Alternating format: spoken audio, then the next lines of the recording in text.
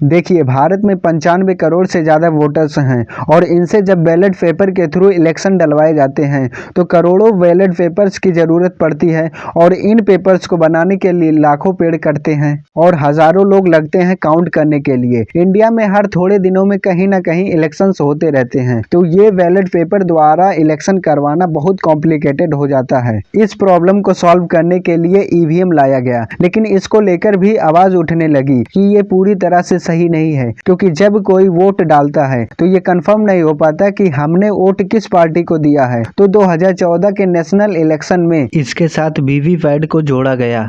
अब ये वीवीपैट क्या होता है? देखिए, पहले आप बटन दबाकर चले आते थे और ये सोचते थे कि मेरा वोट हो गया होगा, लेकिन इस वीवीपैट में एक डिस्प्ले होता है जिसमें ये दिखाई देता है कि आपने किस पार्टी को वोट दिया है। साथ ही आपका डबल वेरिफिकेशन भी हो जाता है। इस प्रकार से पूरे सिस्टम में केवल 3 डिवाइसेस होती हैं और ये तार के थ्रू एक दूसरे से कनेक्ट रहती हैं और इसमें कोई इंटरनेट कनेक्शन या ब्लूटूथ, वाईफाई, वायरलेस कनेक्शन कुछ होता ही नहीं है। इस सिस्टम में सिर्फ 3 डिवाइसेस होती हैं। पहला वैलिड यूनिट, जो ये यूनिट होता है जिसमें आप बटन दबाकर अपने फेवरेट कैंडिडेट को सिलेक्ट करते हैं।